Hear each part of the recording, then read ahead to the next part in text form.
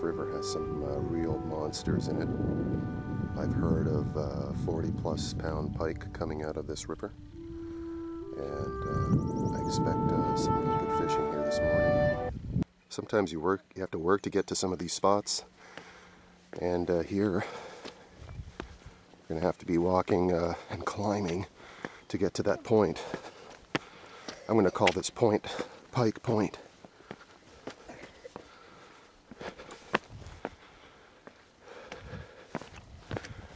As I said earlier, pike are probably the most underrated fish.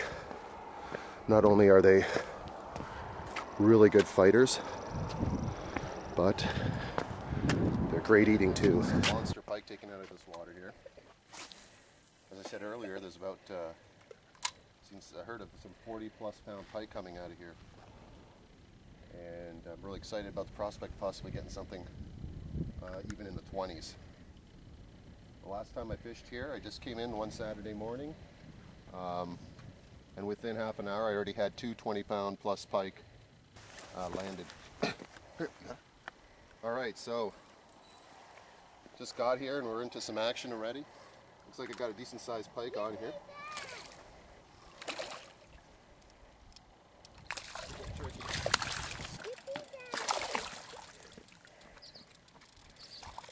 You're All right, on. well, managed to get a pretty clean removal of the hook, and that's why the forceps are so important when trying to remove the hooks out of these fish. Especially these aggressive pike here, they just tend to swallow the lure. And that's part of the reason, you know, that the NWT has required the barbless hooks, and it makes sense actually. So this guy, it looked a lot worse than it was. I was able to unhook, no barbs, and now he's good to go back in the water. There we are. There he goes. Let's catch another one. Let's get a big one this time. So here we are back at it, and let's see if we can't get a monster pike this time. Now the Yellowknife River is a perfect habitat for pike. Got weeds. It's very shallow in basically most of the river, the river mouth area anyways. And I also got some really deep pockets as well, but generally we're looking at really shallow water. Oh my God, a big something just followed my lure. I'm going to try to get this fish. I don't think it was a pike actually. It was massive. I had a follow, and I couldn't quite make it out.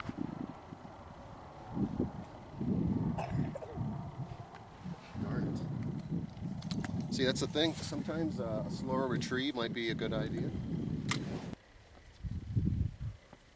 So as you can see, there are a lot of good spots to fish off on the shoreline.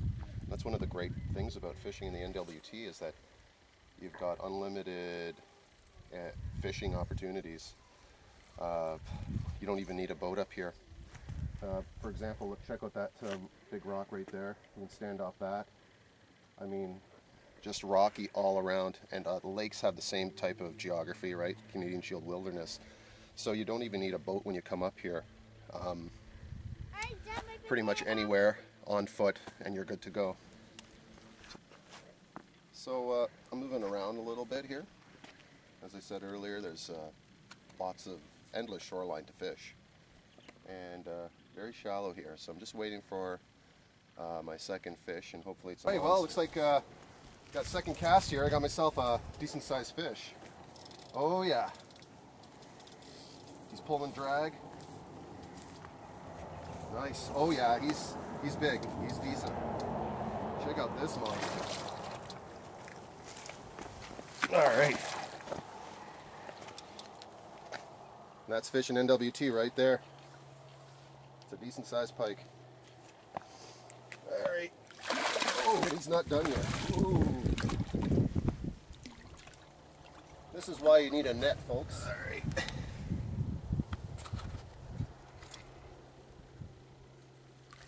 Great job, Daddy. There we are. That's about an average pike here in this particular lake. So I'm going to get the hooks out of this guy. Get him back in the water as soon as possible. Unbelievable. Does not want to cooperate, but forceps come through every time, see? So there we go. A nice NWT pike, about average size. Let's get him back in the water. Very good eating fish, very underrated. Here he goes. There we go. Just get him to resuscitate a bit. And there he goes. Nice pike. Good fight. The great thing about fishing in the NWT is that really there's nobody around fishing. Lots of fish and all the privacy that you could ever want. Oh, oh my God. Big whitefish almost struck the lure right there. Oh, it's irritating when they don't actually hit it and they just swim. I couldn't believe it. Big ass whitefish right there. Holy cow. See, the water's so clear in NWT, you see all the action even before it happens. Like, it's insane. So, I lost the lure. Big fish grabbed it and just snapped my line. And that's the way it is up here. I mean, I really should go heavier, and that was my mistake. You got to go with about 20-pound test up here. Maybe, you know, some of the braided lines are really popular. I've got a spool of Berkeley crystal fire line. So next time I come out, I'll use that. This a pike right over there, just sitting there, just taking her easy. And there's just millions of pike up here, just millions of them. Trying to catch this pike here. He actually he reappeared, and he just won't let up. Here he comes. And got him. Oh! Oh, but did you see I was just dangling the lure in front of him? The pike are hungry here, and they're very aggressive. He's totally unfazed by me. Like, he must see me standing right here, and yet he still went and hit the lure. I just dangled it in front of him like a carrot, and he hit that thing, you know? So it's just the fish here are just so plentiful. They're everywhere. So I've heard of stories where the Lakers, early in spring, they just swim real close to shore. You could pretty much put your hand in the water and pull them out. It's that easy. So we'll see what happens. Like I hooked into another pretty decent sized pike here.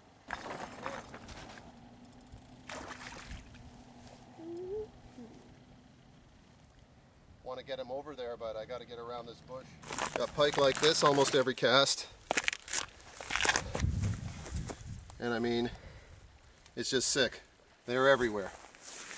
And there's millions of these guys around. Well, here we go. Another nice pike. And it's pretty much average size, I'd say, for this lake. Just going to throw him back and catch him another day when he gets a little bigger. Whoa! All right. Got some big pike just cruising the shoreline here. I can see them plain as day.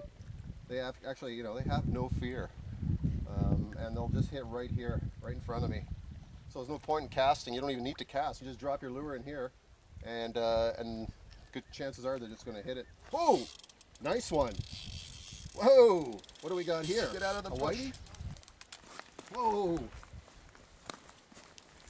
Whoa! Oh yeah! This is NWT fishing right here. Whoa! Whoa! A lot of bush, a lot of bush. That's the problem, eh? You got to keep him out of the wood. He's still full of life too, eh? There he is. Oh! Man, they fight good. They fight good, and he struck that thing hard.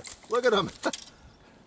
They're so, what do you call it? Hyper up here. It's the water's highly oxygenated and cold, and these fish just have like unbelievable amount of energy. You see?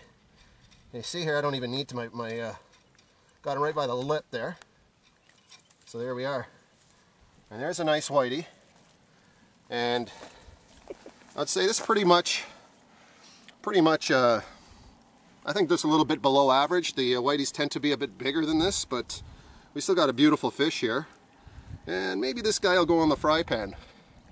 So I think I'll take this guy home and have him for lunch, because I love my whitefish. The pike are good too, don't get me wrong. So, but I got that whitey around 11 o'clock in the morning. So you know, the fishing hours in the NWT are extended. I mean, you could catch fish for a good part of the day, but it is best to get out first thing in the morning, and that's crazy action. Fishing every cast. I got another one.